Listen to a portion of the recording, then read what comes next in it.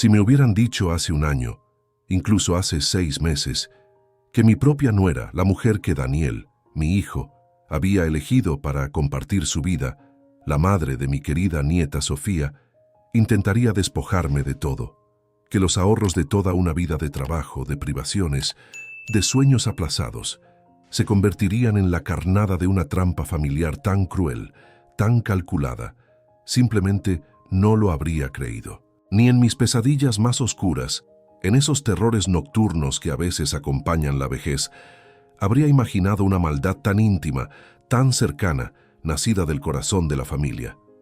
Es una verdad que aún me cuesta asimilar por completo, una cicatriz que no se ve pero que arde cada día al recordarla. Permítanme presentarme. Mi nombre es Ricardo y a mis 82 años he visto mucho en esta vida. He visto la guerra, he visto la paz, la prosperidad y la escasez. He visto nacer a mi hijo, crecer, enamorarse, formar su propia familia. Creía haberlo visto todo, haber acumulado la sabiduría suficiente para navegar los últimos años de mi existencia con una relativa calma, con la dignidad que uno espera después de haber cumplido con su deber. Pero al parecer la vida, o quizás el destino, siempre guarda un último giro, una última lección, que a veces llega envuelta en las manos de quienes menos esperas. Aquí estoy, sentado en mi sillón de siempre, ese mueble viejo y cómodo que ha sido testigo mudo de tantos momentos. Su tapicería de terciopelo verde oscuro está gastada en los apoyabrazos, pulida por el roce constante de mis manos y las de mi querida Marta. Marta. Han pasado ya 10 años desde que ella se fue, y sin embargo, su presencia sigue impregnando cada rincón de este pequeño apartamento. Sigo sintiendo su suave perfume a lavanda cuando una brisa inusitada entra por la ventana. Escucho su risa discreta en el eco del silencio de la tarde, e incluso me parece ver su figura elegante reflejada en el brillo de la madera encerada de los muebles. Este apartamento, aunque a veces me parezca demasiado grande para un solo hombre, es mi santuario, el último bastión de mi independencia. Huele a café recién hecho, una costumbre que heredé de Marta y que mantengo religiosamente cada mañana. El aroma amargo y reconfortante inunda la cocina y se extiende lentamente por el pasillo, despertando mis sentidos antes incluso de que mis ojos se abran por completo. Cada día es igual, o al menos lo era hasta hace no mucho tiempo. Me levanto con el primer rayo de sol que se cuela por la rendija de la persiana, un hilo dorado que atraviesa la penumbra de mi habitación. Mis huesos crujen, protestan un poco al incorporarme. Un recordatorio constante de los años vividos, de la factura que el tiempo cobra sin piedad. Camino despacio hacia la cocina, enciendo la cafetera de goteo, un ritual que me devuelve a la vida. Mientras el agua burbujea y el café se filtra gota a gota, me siento en la silla de madera, esa que Marta pintó de blanco roto hace años, y contemplo el pequeño jardín comunitario a través de la ventana. Siempre hay algo que observar. Un pájaro carpintero picoteando el tronco de un árbol, una ardilla traviesa enterrando sus nueces, la vecina de abajo regando sus geranios. Pequeños detalles que, para un hombre de mi edad, se convierten en el telón de fondo de la existencia, en la trama de un día que se anuncia tranquilo y predecible. Después del café, me siento aquí, en este sillón. La suave luz de la mañana entra por la ventana del salón, iluminando las motas de polvo que danzan en el aire como diminutos fantasmas dorados.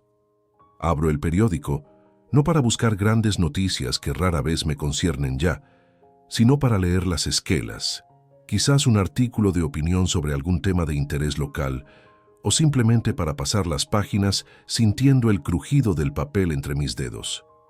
Es un momento de paz, de reflexión.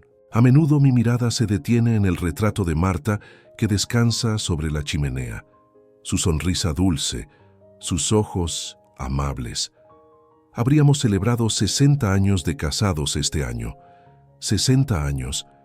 Es mucho tiempo para una vida, y sin embargo, parece que fue ayer cuando la conocí en aquel baile de pueblo.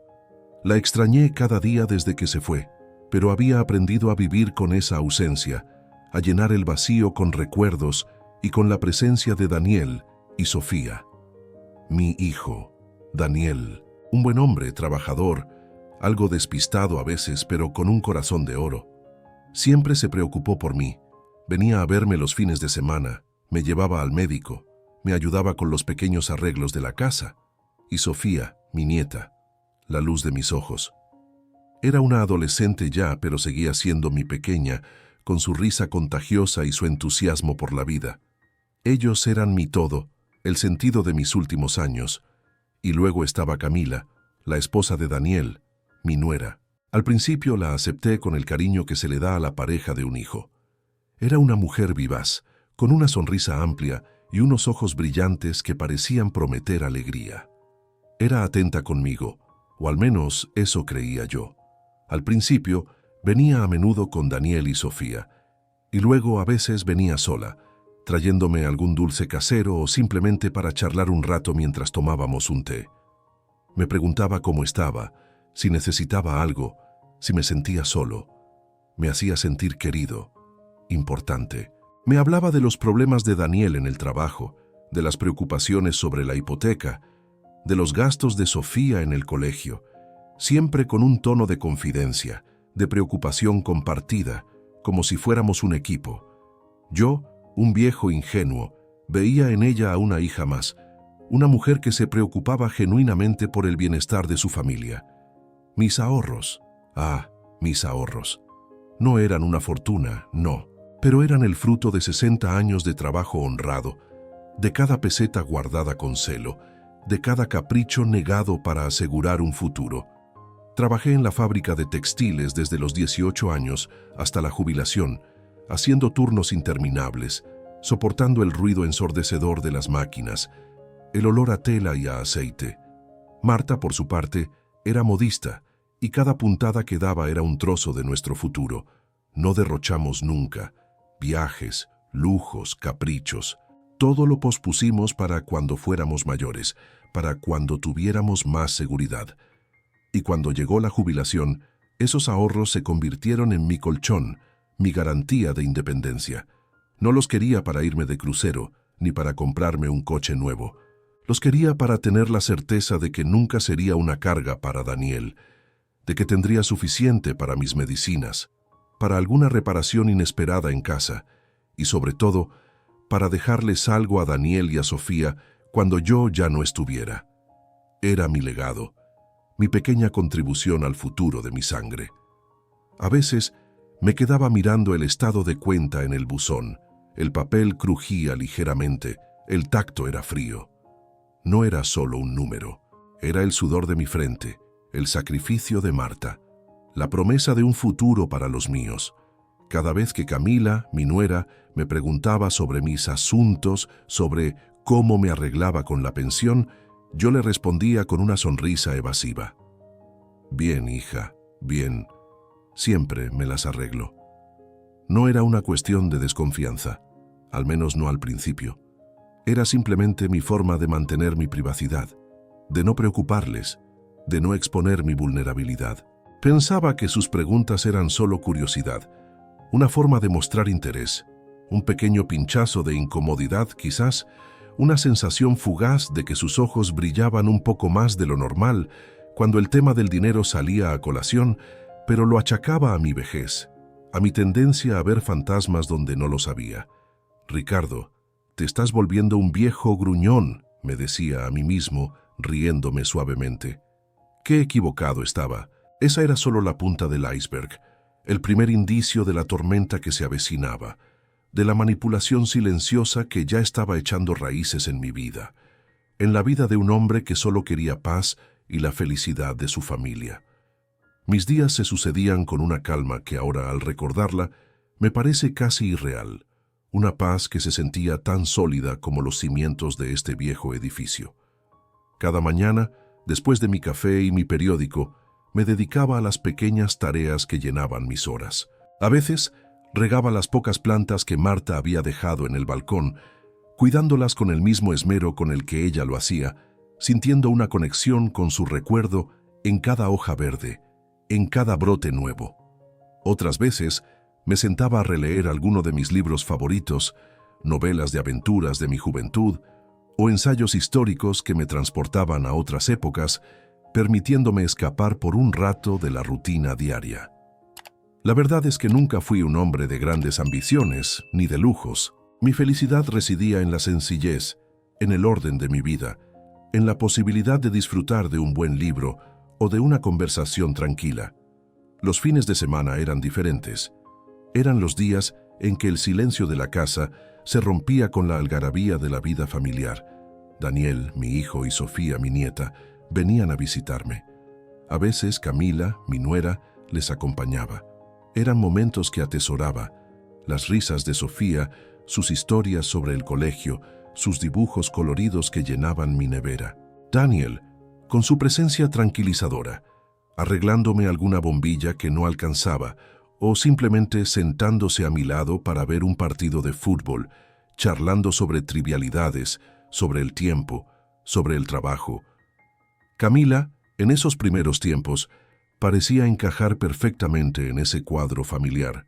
Era a todas luces una mujer encantadora, con esa sonrisa radiante que siempre parecía estar encendida. Sus ojos, grandes y expresivos, tenían un brillo particular que en aquel entonces interpretaba como vivacidad, como una energía juvenil. Siempre traía algo, un postre casero, unas flores frescas, o simplemente una botella de vino para la cena que a veces preparábamos juntos.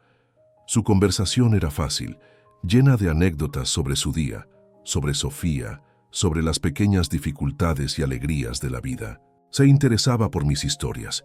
Me pedía que le contara sobre Marta, sobre mis años de trabajo, sobre cómo había cambiado el barrio.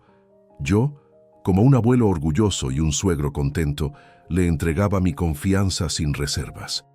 No veía en ella más que una muestra de afecto, de consideración. Era cariñosa, me abrazaba al llegar y al irse, me llamaba Papá Ricardo con una dulzura que me derretía. Recuerdo un día en particular, una tarde de otoño. Daniel estaba fuera por trabajo y Sofía tenía un examen importante, así que Camila vino sola. Trajo un bizcocho de manzana que olía delicioso y nos sentamos en la cocina, tomando un té humeante. La conversación fluyó de forma natural. Hablamos de lo bien que le iba a Sofía en los estudios, de los planes para las vacaciones de verano. Y entonces, casi de improviso, Camila giró la conversación hacia un tema que hasta ese momento había sido tabú: el dinero. «Papá Ricardo», comenzó con una voz suave, casi susurrante, «sé que esto es delicado y por favor, no pienses mal de mí por preguntarlo, pero ¿cómo te arreglas con todo? Daniel y yo siempre nos preocupamos por ti. La pensión, los gastos de la casa, hoy en día todo es tan caro». Su mirada era de preocupación, de una falsa empatía que en ese momento me pareció genuina. Le respondí con la misma evasiva de siempre: «Bien, hija, bien, no me falta de nada. Mis ahorros me dan tranquilidad». Su sonrisa se hizo un poco más amplia, sus ojos brillaron con una intensidad que noté, pero que inmediatamente atribuí a la simple curiosidad. «Ah, qué bien», dijo, y luego, como si no quisiera parecer entrometida, cambió rápidamente de tema. Pero esa conversación, ese pequeño desvío hacia mis finanzas, plantó una semilla de algo, una mínima astilla de incomodidad que apenas percibí en aquel entonces. Los días se transformaron en semanas, y las visitas de Camila empezaron a tener un patrón diferente. Venía más a menudo sin Daniel. Sus conversaciones eran cada vez más directas sobre el dinero. «Papá Ricardo, Daniel está tan estresado con el trabajo y la hipoteca. Me preocupa», decía con un suspiro dramático. «La empresa no va tan bien como quisiéramos, y los bancos aprietan. O Sofía necesita esa beca para la universidad, pero con todos los gastos que tenemos y las reformas que necesita la casa, a veces me siento ahogada. Me siento tan mal de tener que contarte esto, pero eres como mi padre». Usaba esas frases, cuidadosamente elegidas, para sembrar en mí una inquietud, una sensación de culpa, de que yo, con mis ahorros, podría aliviar la carga de mi hijo y mi nieta. Sus palabras, en lugar de sonar a un lamento sincero, comenzaron a tener un tinte de presión, de sutil manipulación. Recuerdo una tarde en que me habló de una supuesta oportunidad de inversión que había encontrado. «Un amigo de mi hermano tiene un proyecto inmobiliario», me dijo, y ofrece unos intereses fantásticos. Daniel y yo estamos pensando en meternos, pero nos falta un poco de capital. Si tan solo tuviéramos ese extra, podríamos duplicar nuestro dinero en poco tiempo y así pagar la hipoteca y asegurar el futuro de Sofía. Me miró con esos ojos grandes y suplicantes, como si mi negativa significara el fin del mundo para ellos. Mi mente, aunque vieja, no era tonta del todo. Sabía que las inversiones fantásticas a menudo eran demasiado buenas para ser verdad. Sentí un nudo en el estómago, una mezcla de miedo por mis ahorros y el deseo desesperado de ayudar a mi familia.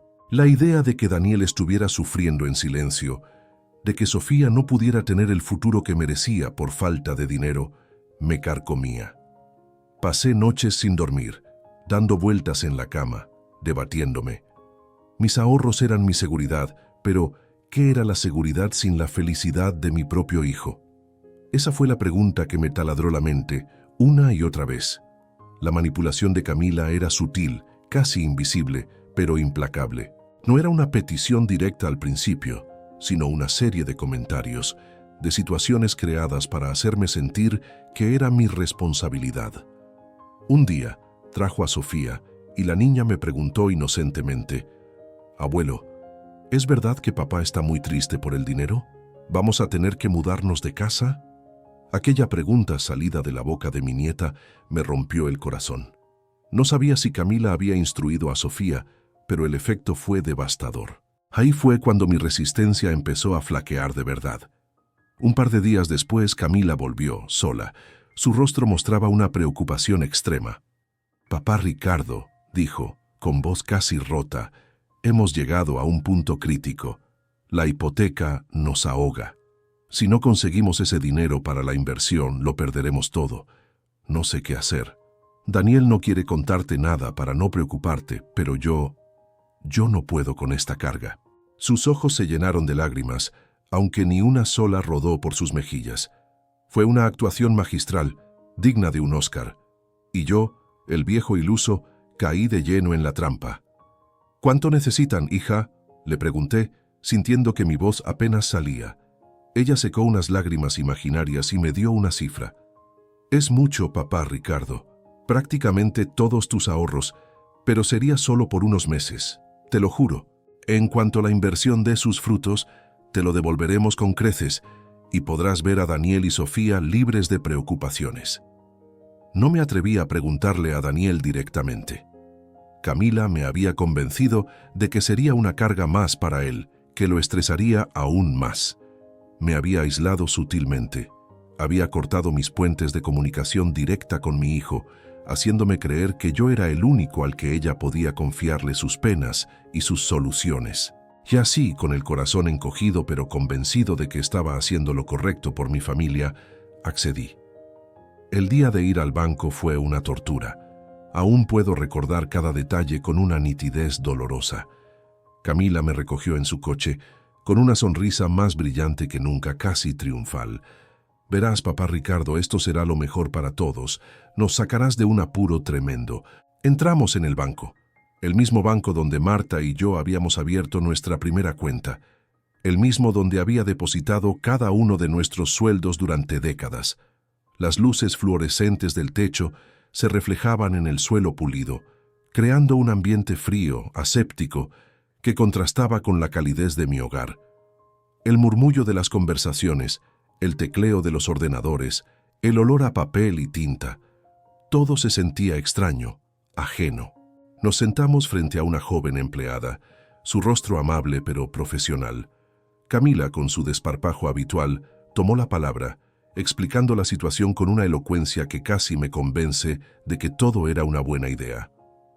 «Mi suegro va a hacer una transferencia a nuestra cuenta conjunta para una inversión familiar», dijo, con una sonrisa que no le llegaba a los ojos. La empleada me miró, y por un instante vi en sus ojos una pizca de preocupación, una pregunta silenciosa. «¿Está seguro, señor Ricardo?», me preguntó, su voz suave. Yo asentí forzando una sonrisa. Sí, completamente seguro. Es para la familia». Firmé los papeles. Sentí el bolígrafo pesado en mi mano, la fricción del papel contra mi piel. Cada trazo de tinta era un trozo de mi vida que se iba. Era como si estuviera cortando un cordón umbilical, separándome de algo vital. El número en el formulario de transferencia era enorme. Representaba cada euro que Marta y yo habíamos ganado, sudado, ahorrado. Al entregar el formulario, sentí un vacío inmenso en el pecho, una punzada de arrepentimiento que intenté sofocar. Camila me tomó del brazo, apretándolo. «Gracias, papá Ricardo. Eres el mejor». Esa noche no pude dormir. La euforia inicial de haber ayudado a mi familia se disipó, dejando paso a una angustia sorda. ¿Había hecho lo correcto? ¿Y si esa inversión no salía bien?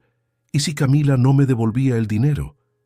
Esos pensamientos me asaltaron una y otra vez, pero luego intenté tranquilizarme. Era mi nuera. Era para Daniel y Sofía. Tenía que confiar. Lo que no sabía entonces, lo que había olvidado casi por completo, era que años atrás la vida me había dado una lección valiosa sobre la precaución, y que, gracias a esa lección y a una sabia abogada, no todos mis huevos estaban en la misma cesta. Flashback. Era hacía unos 5 años, poco después de que Marta falleciera. Me sentía perdido, vulnerable. Daniel, preocupado por mi estado, me sugirió que pusiera mis asuntos en orden, que viera a un abogado para organizar mi testamento y mis finanzas, por si acaso. Fue entonces cuando conocí a Elena Soto. Elena era una mujer de unos 50 años, con el cabello recogido en un moño estricto y unas gafas finas que le daban un aire de inteligencia aguda. Su oficina era sobria pero acogedora, llena de libros y documentos. Me escuchó con atención, sin interrumpirme, mientras yo le contaba mis penas y mis preocupaciones sobre el futuro de Daniel y Sofía. «Señor Ricardo», me dijo al final, «entiendo su deseo de proteger a su familia, pero la vida a veces nos sorprende con giros inesperados. Es prudente estar preparado para cualquier eventualidad, incluso para las que nunca creemos que nos sucederán». Jaime explicó la importancia de diversificar mis activos, de no tener todo mi capital en un solo lugar, de proteger mis fondos de posibles imprevistos o incluso de malas decisiones futuras. «Imagínese», me dijo, con una sonrisa amable pero firme, «que por alguna razón usted se viera en una situación en la que alguien intentara aprovecharse de su buena fe, o que sus propios recursos se vieran comprometidos sin su consentimiento total. Siempre es bueno tener un plan B, una salvaguarda, una cuenta de contingencia que solo usted y yo conozcamos, un fondo de seguridad que nadie más pueda tocar o rastrear fácilmente». Me detalló las opciones. Podríamos abrir una cuenta de inversión en un banco diferente, bajo un nombre de fideicomiso que me designara como único beneficiario, con restricciones de acceso muy claras. O podríamos invertir en ciertos bonos o fondos que no fueran fácilmente liquidables sin mi presencia, y una serie de trámites complejos. Había una opción, una cuenta secreta, la llamó ella en tono de broma, que era una cuenta de ahorro de muy bajo perfil, en otra entidad, con un sistema de doble verificación para cualquier movimiento. Será su colchón de seguridad, su as en la manga, para esos días grises que a veces llegan sin avisar, me dijo. En aquel momento, me pareció una medida exagerada. ¿Quién iba a querer aprovecharse de un viejo como yo? ¿Mis hijos? Imposible. Pero su insistencia, su mirada seria, me convenció. «Nunca está de más ser precavido, señor Ricardo», recalcó. Así que, siguiendo su consejo y casi como un acto mecánico más que por verdadera convicción, le di las instrucciones para que gestionara la apertura de esa cuenta de contingencia. Era un proceso que requería un poco de papeleo extra, firmas en documentos que apenas entendía, pero confiaba en Elena. La transferencia inicial fue de una cantidad considerable, la mayor parte de lo que consideraba mis verdaderos ahorros, dejando en mi cuenta principal solo lo suficiente para mis gastos diarios, y una suma que, aunque importante, no representaba la totalidad de mi patrimonio. Con el tiempo, esa cuenta secreta se diluyó en mi memoria, una anécdota más en el torbellino de la vejez, opacada por la tranquilidad que sentía al ver mis estados de cuenta principales. Ahora, mientras la angustia me carcomía después de la transferencia a Camila, esa conversación con Elena Soto esa pequeña inversión en mi propia protección, comenzó a resurgir de las profundidades de mi mente como un faro débil en medio de una tormenta. Una luz tenue de esperanza comenzaba a parpadear en la oscuridad de mi desesperación. Lo que Camila había tomado era realmente todo lo que tenía, o Elena había tejido una red de seguridad que yo mismo había olvidado. La incertidumbre era un tormento, pero la semilla de la posibilidad se había plantado. La verdad, la cruda verdad, estaba a punto de empezar a revelarse. Después de la transferencia de dinero a la cuenta de Camila y Daniel, el cambio en el comportamiento de mi nuera fue casi instantáneo, tan drástico que en retrospectiva me hace sentir una vergüenza profunda por mi propia ceguera. La dulzura, la atención, la preocupación que Camila había exhibido hasta ese momento se esfumaron como el humo en el viento. Era como si se hubiera quitado una máscara, revelando una persona completamente diferente, fría, distante, casi hostil. Sus visitas se volvieron esporádicas, casi inexistentes. Las llamadas, antes frecuentes y llenas de charlas animadas, ahora eran breves, al grano, a menudo con una excusa para cortar la conversación rápidamente. «Papá Ricardo, estoy muy ocupada hoy», o «Sofía está con un resfriado, no puedo hablar ahora». Ya no me traía dulces caseros, ni flores, ni siquiera un simple «¿Cómo estás?», genuino. Su voz, antes meliflua y preocupada, se tornó áspera, impaciente.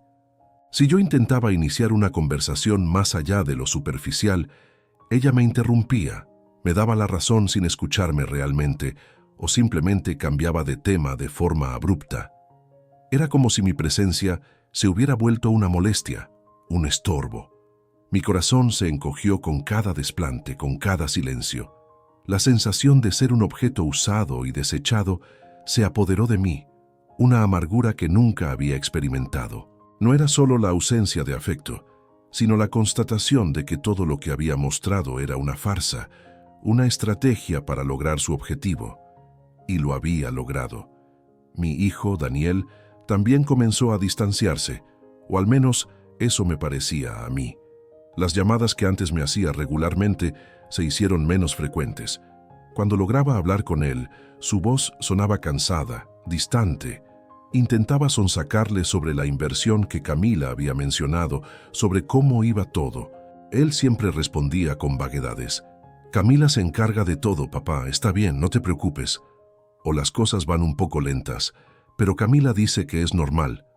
Su tono era evasivo, casi defensivo, como si temiera decir algo que no debía. Nunca me miraba a los ojos cuando hablaba de eso, y siempre parecía tener prisa por terminar la conversación. Yo le preguntaba si estaba bien, si algo le preocupaba en el trabajo, pero él siempre lo negaba. «Solo cansado, papá», me decía. Las visitas de Daniel y Sofía también disminuyeron. Los fines de semana antes sagrados, ahora a menudo eran cancelados con una excusa u otra. «Sofía tiene un evento, tenemos planes, Daniel tiene que trabajar». Sentía cómo me iba aislando, cómo la burbuja de la felicidad familiar que yo había construido se iba desinflando lentamente, dejando solo un vacío gélido. Y con ese aislamiento llegó la preocupación por mis finanzas. Mi pequeña reserva de emergencia, la que había dejado en mi cuenta principal, no era suficiente. Los recibos llegaban, la comida era cada vez más cara. De repente, el café que antes disfrutaba se convirtió en un lujo y tuve que conformarme con el de sobre, sin sabor, sin aroma. El calor de la calefacción en invierno me parecía un derroche y pasaba los días envuelto en mantas, sintiendo el frío de mi apartamento. La dignidad de mi vejez se desmoronaba lentamente. Me sentía humillado, avergonzado. ¿Cómo había sido tan ingenuo? ¿Cómo había permitido que me despojaran de mi independencia? La angustia se apoderó de mí, no solo por el dinero, sino por la traición, por el dolor de ver cómo mi propia familia me había dado la espalda. La primera señal verdaderamente alarmante llegó de la forma más inesperada. Una mañana, revisando el correo, encontré una carta dirigida a Daniel. Estaba metida en mi buzón por error. Supuse que la dirección se había borrado o algo así. La abrí con la intención de leerla rápidamente y dársela a Daniel. Pero lo que vi dentro me heló la sangre. Era un extracto de una cuenta bancaria, pero no una cualquiera. Era una cuenta con un movimiento de fondos considerable, un depósito por una cantidad que superaba con creces lo que yo creía que era la inversión. Y la cuenta no estaba a nombre de Daniel, estaba a nombre de Camila, únicamente. Y el extracto mencionaba la adquisición de un piso en la costa. Un piso. Un piso. No era la inversión que me había prometido para sacarles de un apuro, para pagar la hipoteca. Esto era un lujo, una compra personal, a nombre de ella. Mi corazón empezó a latir con fuerza, un redoble de tambores en mi pecho. Mis manos temblaban al sostener el papel. Ese era mi dinero, mis ahorros, que ella había usado para comprarse un piso. Y Daniel ni siquiera aparecía en los papeles. Fue en ese momento cuando la venda se me cayó de los ojos, completamente. La verdad, cruda y dolorosa, se clavó en mi alma como un puñal. Mi nuera me había estafado.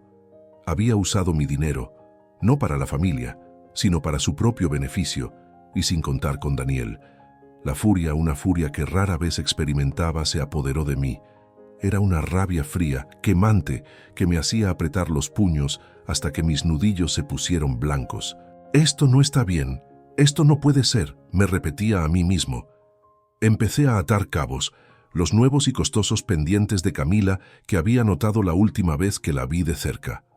La forma en que Daniel había aparecido con un coche reluciente, mucho más moderno que el anterior, y que él había dicho que era de segunda mano, una ganga. Las excusas constantes, los silencios. Todo encajaba en un patrón de engaño, de avaricia. Había sido un tonto, un viejo y confiado tonto. La duda y la negación se transformaron en una fría certeza. Las semanas que siguieron fueron un tormento silencioso. No me atrevía a confrontar a Camila directamente.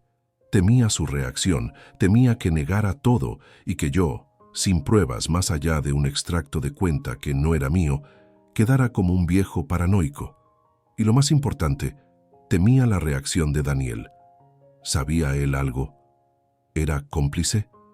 La sola idea me hacía sentir náuseas. No podía creer que mi propio hijo pudiera ser parte de un engaño tan cruel. Pasé noches enteras, con la luz apagada, mirando al techo, reviviendo cada conversación con Camila, cada una de sus sonrisas falsas, cada una de sus lágrimas de cocodrilo. ¿Cómo pude ser tan ciego? ¿Cómo pude confiar en alguien que tenía tanta maldad escondida detrás de una fachada de amabilidad? Mis mayores temores se materializaron en mi mente. ¿Me quedaría sin nada? ¿Terminaría en una residencia dependiente de la caridad después de toda una vida de trabajo? ¿Se reiría de mí a mis espaldas? Esos pensamientos me asfixiaban. La soledad se volvió más profunda, más pesada. Necesitaba ayuda. Necesitaba a alguien en quien confiar, a alguien que pudiera ver con claridad lo que yo, en mi desesperación, apenas podía enfocar. Fue entonces cuando recordé a Manuel, un viejo amigo del barrio, un hombre sabio y pragmático, que siempre me había dado buenos consejos. Nos conocíamos desde niños, habíamos compartido risas, penas y miles de partidas de dominó en el parque. Decidí que él sería el primero en escuchar mi terrible historia. Lo invité a tomar café, como solíamos hacer. Cuando se sentó en mi sillón, le conté todo, desde las primeras insinuaciones de Camila hasta el descubrimiento del extracto bancario. Hablé con la voz quebrada por la emoción, con los ojos vidriosos por la vergüenza y la rabia. Manuel me escuchó en silencio. Su rostro, surcado por las arrugas de la edad, se fue poniendo cada vez más serio. Al principio, vi una pizca de incredulidad en sus ojos, pero a medida que avanzaba en mi relato, su expresión se tornó grave, de una preocupación palpable. «Ricardo», dijo finalmente, con voz firme pero compasiva, «esto es muy grave. No puedes quedarte de brazos cruzados. Esto es un robo y un abuso. Necesitas un abogado, y no cualquier abogado, uno bueno». Me vino a la mente el nombre de Elena Soto, la abogada que me había ayudado con mi testamento hacía años, la que había insistido en que abriera aquella cuenta de contingencia. La recordé con su moño estricto y sus ojos inteligentes. Una pequeña chispa de esperanza se encendió en mi pecho, minúscula pero presente. Tomé el teléfono con manos temblorosas y marqué el número de su despacho, que por suerte aún conservaba en mi vieja agenda. La voz de su secretaria sonó amable al otro lado. Sí, el señor Ricardo para una consulta con la señorita Soto, por favor. Me dieron cita para el día siguiente. La noche fue un infierno de ansiedad y nerviosismo. ¿Me creería Elena? ¿Habría alguna forma de recuperar mis ahorros?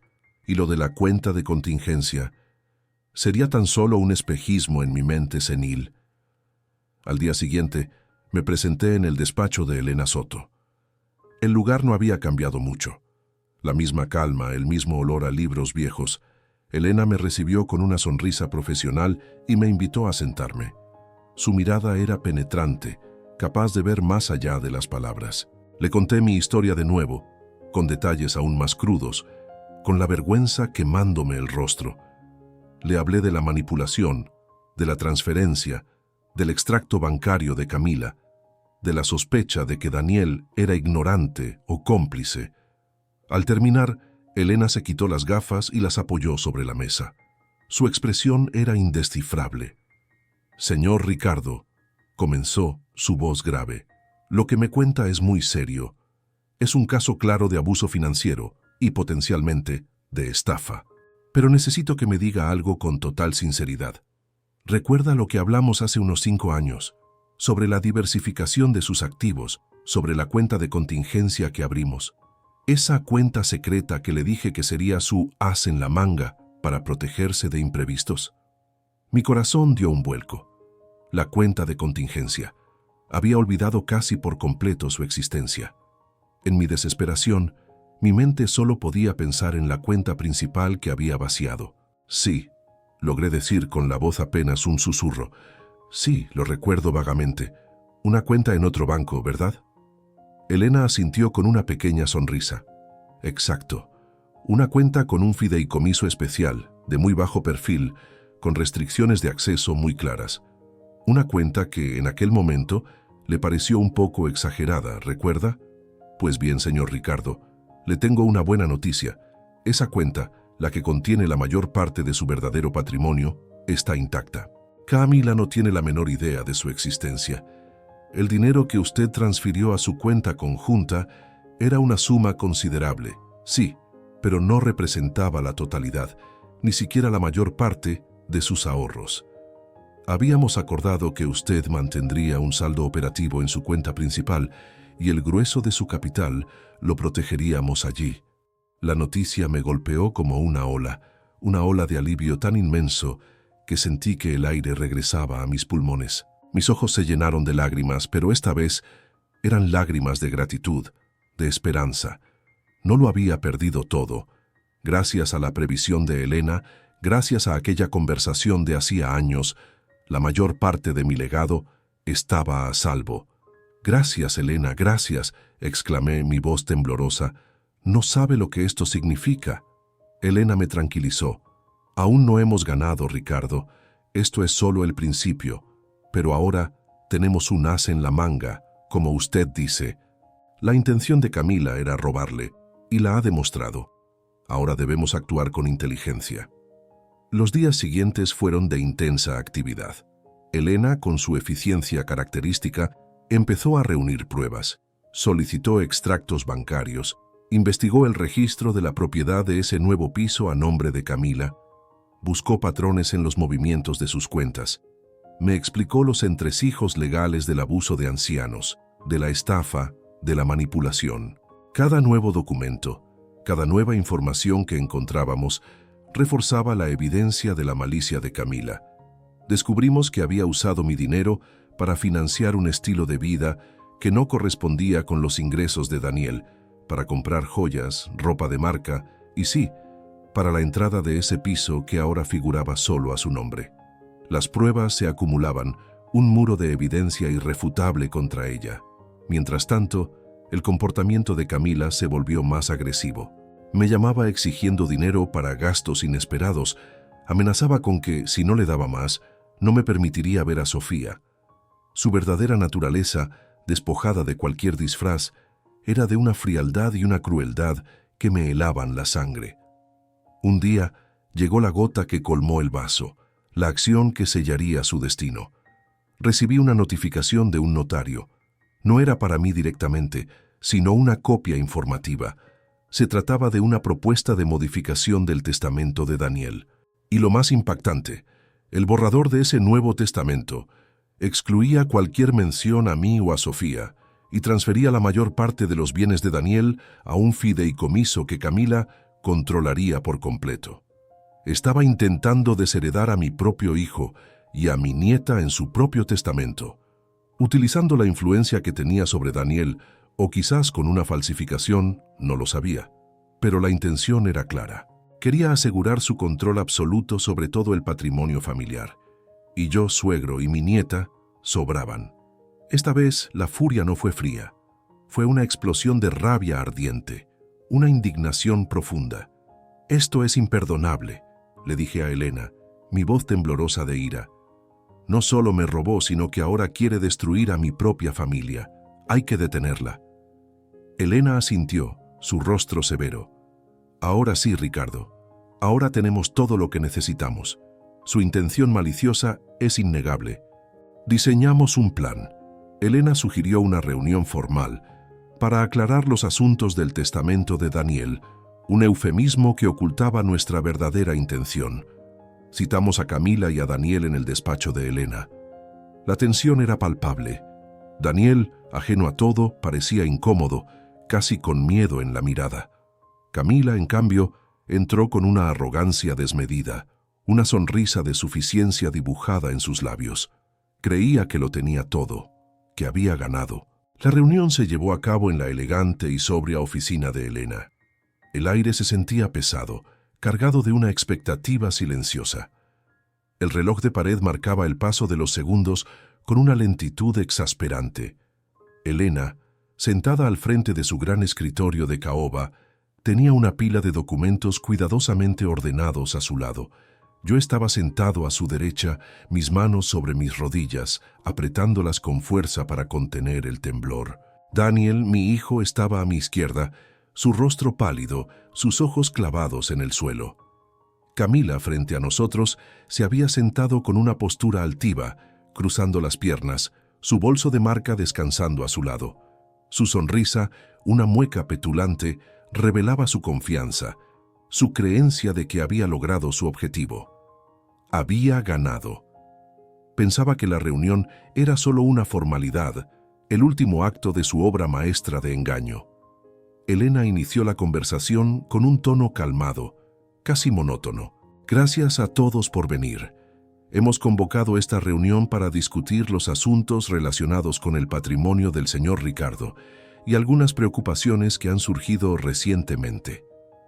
Camila interrumpió con un tono condescendiente.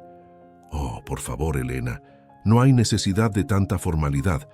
Creo que ya hemos aclarado los asuntos de papá Ricardo, ¿no es así? Él ha sido tan generoso al ayudarnos con esa inversión, y ahora estamos en proceso de organizar los trámites para el futuro de Daniel, para que todo quede en orden». Sacó unos papeles de su bolso con una elegancia fingida y los deslizó sobre la mesa. «Aquí tengo el borrador del Nuevo Testamento de Daniel, con las modificaciones que él y yo hemos acordado. Una forma de asegurar su futuro, ya sabes». Su mirada se posó en mí, con una mezcla de desprecio y triunfo. Era el borrador que me excluía a mí y a Sofía, el que le daba el control a ella. Daniel a mi lado pareció encogerse. Elena, impasible, tomó los papeles de Camila y los hojeó brevemente. Luego, con una lentitud exasperante, los dejó a un lado. «Gracias, Camila. Agradezco tu proactividad». Sin embargo, su voz se volvió más aguda, más firme. «Me temo que hay algunos detalles cruciales que no has tenido en cuenta». El rostro de Camila se tensó ligeramente. La sonrisa vaciló. «¿Detalles? ¿Qué detalles puede haber?». Elena la miró directamente a los ojos, una mirada que a mí me pareció de acero. «Detalles sobre la verdadera magnitud del patrimonio de Ricardo y sobre la legalidad de tus acciones». Sacó una carpeta de su pila de documentos y la abrió. En primer lugar, Ricardo no ha sido generoso al ayudarte con una inversión. Ha sido víctima de una manipulación que, según todas las pruebas que hemos reunido, constituye un delito de estafa y abuso financiero contra una persona mayor. Camila soltó una risa hueca, nerviosa. ¿Estafa? ¿Abuso? Por favor. Papá Ricardo me dio ese dinero por voluntad propia. Él sabe que es para el bien de Daniel y Sofía. Elena levantó una mano. Sabemos que se hizo una transferencia desde su cuenta principal, una cuenta que, para tu información, había sido designada por el señor Ricardo como una cuenta de gastos operativos, con un saldo limitado, bajo el consejo de este despacho. ¿Recuerdas, Ricardo, la cuenta de contingencia que abrimos hace unos años? Yo asentí. Mi voz aún no se atrevía a salir. La mirada de Camila, antes triunfal, se transformó en una de confusión, luego de creciente terror. Sus ojos se abrieron como platos. ¿Qué cuenta de contingencia? Elena ignoró su pregunta y se dirigió a Daniel, quien parecía totalmente perdido, su mirada yendo de Elena a su esposa. Daniel, tu padre, por precaución y para asegurar su verdadero patrimonio, transfirió la mayor parte de sus ahorros, lo que él consideraba su legado principal, a una cuenta de fideicomiso en otro banco, con unas condiciones de acceso muy estrictas, hace años, una cuenta que solo Ricardo y yo conocemos. El dinero que Camila te manipuló para que sacara de la cuenta principal era solo una parte de sus bienes, una suma considerable, sí, pero no la totalidad de su fortuna. Una suma que, además, hemos podido rastrear hasta este extracto de una cuenta a nombre de Camila, dijo Elena, deslizando el extracto del piso sobre la mesa. Y, según los registros, se utilizó para la compra de un piso, a nombre de Camila, y para la adquisición de otros bienes de lujo. El silencio en la sala fue absoluto, roto solo por el sonido del reloj. Daniel levantó la vista, sus ojos se posaron en el extracto, luego en Camila. Su rostro se descompuso, la palidez se acentuó y un tinte de horror y traición apareció en su mirada. Camila, por su parte, se había quedado sin aliento, su rostro blanco, sus ojos desorbitados. Intentó hablar, pero solo le salió un balbuceo incoherente. No es cierto. Ricardo miente. Ella miente. Su voz se elevó, histérica. Fue en ese momento cuando encontré mi voz, temblorosa al principio, pero que se fue volviendo firme con cada palabra, con cada gramo de dignidad que recuperaba. No, Camila, ni yo, ni Elena, estamos mintiendo. Has manipulado a un hombre mayor, a tu suegro, a la persona que te recibió con los brazos abiertos en esta familia. Me has robado, has puesto en peligro mi seguridad económica y mi paz mental. Y lo más vil de todo, mi voz se hizo un estruendo que resonó en la sala, es que has intentado desheredar a mi propio hijo, a Daniel y a mi nieta Sofía, para asegurar tu propio beneficio. Has intentado destruir esta familia por avaricia. Camila se levantó de golpe. Su silla cayó al suelo con un estrépito. Su rostro, antes arrogante, ahora era una mezcla de furia desatada y pánico. Maldito viejo, maldita abogada. Ustedes no saben con quién se están metiendo. Esto es una trampa. No voy a permitirlo. Intentó abalanzarse sobre los documentos, sobre la carpeta de Elena, como si pudiera destruir la verdad con sus propias manos. Pero Elena, con una calma imperturbable, se interpuso. Camila, te advierto que cada una de tus acciones está siendo registrada.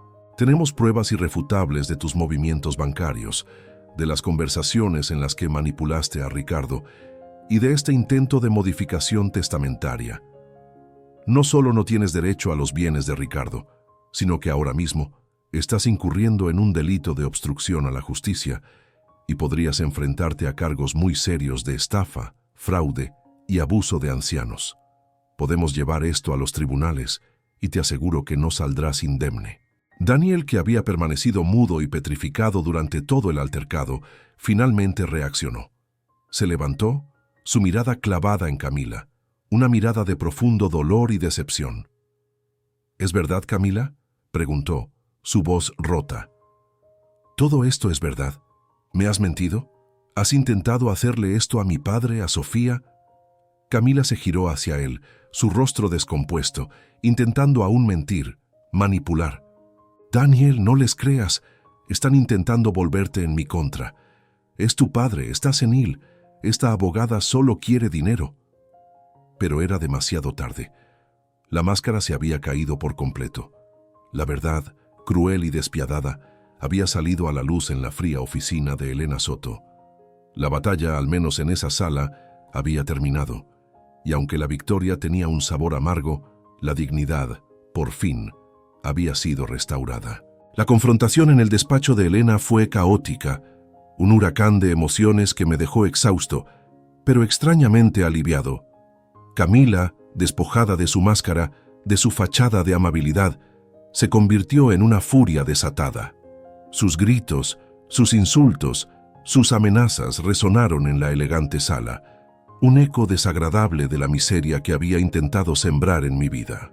«Esto no ha terminado, se van a arrepentir», vociferó con la cara descompuesta, antes de salir dando un portazo que hizo temblar los cristales.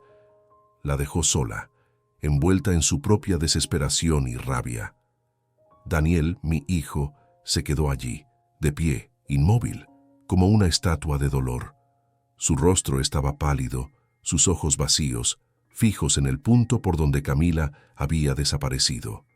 La revelación de la traición de su esposa, de la magnitud del engaño, lo había destrozado. Por un momento, temí que no pudiera soportarlo. Me acerqué a él con mi corazón aún latiendo con fuerza y puse una mano temblorosa sobre su hombro. Él levantó la vista y en sus ojos vi una mezcla de vergüenza, de incredulidad y de una tristeza infinita. «Papá», susurró su voz apenas audible, «lo siento mucho.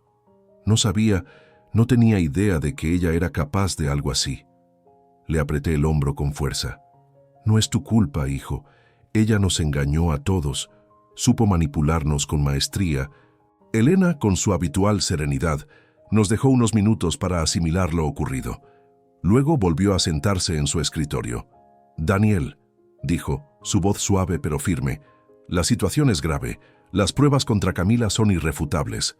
Ricardo tiene todo el derecho de llevarla ante la justicia por estafa y abuso de ancianos». Daniel cerró los ojos, respirando profundamente. «No sé qué decir. No sé qué hacer». La decisión de qué hacer a continuación fue mía, y fue una de las más difíciles de mi vida. Por un lado, la rabia me exigía justicia, que Camila pagara por su codicia, por el daño que nos había causado. Por otro lado, estaba Daniel, mi hijo, que ya estaba destrozado, y Sofía, mi nieta, que inevitablemente sufriría las consecuencias de una batalla legal pública entre sus padres y su abuelo. Después de una larga conversación con Elena y de escuchar los argumentos de Daniel, tomé una decisión. «No quiero que vaya a la cárcel», dije con la voz aún rasposa por la emoción. «No quiero más dolor para mi familia, y menos para Sofía. Pero tampoco quiero que se salga con la suya». Elena asintió, entendiendo mi posición. «Podemos llegar a un acuerdo. Un cese y desista legal, una orden de alejamiento, una renuncia a cualquier derecho sobre tus bienes o los de Daniel, y la devolución de lo que te ha quitado, si no está invertido en ese piso a su nombre, claro está.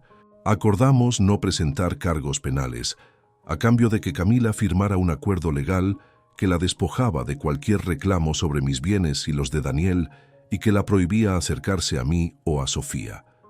Elena se encargaría de que el piso que había comprado con mi dinero fuera embargado como parte de la compensación, un golpe financiero que la dejaría sin los frutos de su avaricia.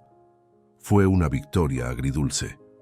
No hubo el estruendo de un juicio, ni la satisfacción pública de verla tras las rejas, pero hubo una justicia silenciosa, una que la dejó sin lo que tanto anhelaba y sin la posibilidad de volver a hacernos daño. La reconciliación con Daniel fue un proceso lento, lleno de conversaciones difíciles, de disculpas mutuas y de la reconstrucción de una confianza que había sido gravemente dañada. Daniel al principio se sentía culpable avergonzado de no haber visto lo que su esposa estaba haciendo. No sé cómo pude ser tan ciego, papá. Ella me tenía tan envuelto en sus cosas, en las supuestas preocupaciones por el dinero, que no me di cuenta de lo que realmente estaba haciendo. Yo lo consolé. Le aseguré que no era su culpa, que Camila era una maestra en la manipulación. Lo importante es que ahora lo sabes, hijo, y que estamos juntos en esto. Hablamos durante horas, reviviendo cada momento, cada señal que habíamos ignorado. Fue una catarsis necesaria, un vaciado de las penas y los arrepentimientos. Poco a poco, la relación entre nosotros se fue sanando. Daniel comenzó a visitarme de nuevo con regularidad, esta vez sin la sombra de Camila. Sofía, que al principio estaba confundida por la ausencia de su madre, se aferró a mí y a Daniel. Le explicamos, con palabras sencillas y adecuadas para su edad, que su madre había tomado malas decisiones y que ahora necesitábamos protegernos. Aunque le dolía, Sofía era una niña inteligente, y con el tiempo entendió que su abuelo y su padre solo querían su bienestar. La vida, a pesar de las cicatrices, volvió a encontrar un ritmo. Elena Soto se aseguró de que mis finanzas estuvieran completamente protegidas, creando un nuevo fideicomiso para Daniel y Sofía, con condiciones que aseguraban que mi legado fuera para ellos, y solo para ellos. Mis verdaderos ahorros, los de la cuenta secreta, estaban seguros y a buen recaudo. En cuanto a Camila, no volví a verla. Se divorció de Daniel, perdiendo no solo el piso que había comprado, sino también su acceso a cualquier bien que pudiera reclamar de Daniel. Su vida, que había construido sobre la mentira y la avaricia, se desmoronó. Fue un final triste para ella, pero la justicia en este caso fue implacable. Reflexionar sobre todo lo vivido es una tarea constante en mis días. La vejez trae consigo no solo achaques físicos, sino también una profunda introspección, una revisión de la propia vida. Esta experiencia me ha marcado profundamente, ha dejado una huella imborrable en mi alma. Nunca pensé que la sangre podría volverse tan fría, que la avaricia podría corroer los lazos familiares hasta ese punto. La traición, cuando viene de dentro del círculo más íntimo, es un dolor que cala hasta los huesos, que te hace cuestionar cada recuerdo, cada palabra. He aprendido que la vulnerabilidad de la vejez es una espada de doble filo. Por un lado te hace más frágil, más dependiente, un blanco fácil para aquellos que buscan aprovecharse. Por otro lado, te obliga a encontrar una fuerza interior que no sabías que tenías, una determinación para proteger lo poco que te queda y a las personas que realmente importan. Ha sido un recordatorio brutal de que la confianza, aunque sea un pilar fundamental en las relaciones humanas, nunca debe ser ciega, y que la precaución, por excesiva que parezca, nunca está de más. Gracias a Elena, no lo perdí todo. Su sabiduría, su previsión de hacía años, se convirtió en mi tabla de salvación. Me enseñó que a veces la verdadera protección no reside en el músculo o en la confrontación directa, sino en la estrategia, en la inteligencia, en tener un as bajo la manga cuando la vida te presenta su lado más oscuro. También me ha hecho reevaluar el verdadero significado de la riqueza. No son solo los números en una cuenta bancaria, aunque estos son importantes para la seguridad. La verdadera riqueza reside en la paz mental, en la integridad de la familia, en la capacidad de mirar a tus seres queridos a los ojos sin sentir la punzada del engaño. Mi relación con Daniel se ha fortalecido. La prueba de fuego que pasamos nos unió de una manera que quizás nunca habíamos experimentado antes. Hemos aprendido a comunicarnos mejor, a no dar nada por sentado, a valorar la sinceridad por encima de todo. Y Sofía, mi querida nieta, es la razón por la que luché con tanta fuerza. Su inocencia, su futuro, eran mi motor. La vida continúa, con sus altibajos, con sus alegrías y sus penas. El café de la mañana sigue sabiendo bien, pero ahora lo disfruto con una comprensión más profunda de las complejidades de la existencia humana. Las fotos de Marta sobre la chimenea ahora llevan un nuevo peso de gratitud, no solo por el amor que compartimos, sino por la sabiduría que, de alguna manera, ella siempre me transmitió, incluso en la distancia. Si tú estás pasando por algo similar, si sientes que alguien cercano está intentando aprovecharse de tu buena fe o de la de un ser querido, no te quedes en silencio. Habla, busca ayuda profesional, confía en aquellos que realmente velan por tu bienestar. No dejes que el miedo o la vergüenza te paralicen. Protejan a sus mayores. Hablen de estas cosas abiertamente. No dejen que el silencio sea el cómplice de la avaricia. La justicia puede ser lenta, puede tener un sabor amargo, pero al final siempre llega. Y la paz que trae consigo, esa paz no tiene precio. Mi vida no será la misma, pero he recuperado mi dignidad, mi paz y sobre todo la verdadera conexión con mi hijo y mi nieta. Y eso, para un hombre de 82 años, es todo lo que uno puede pedir.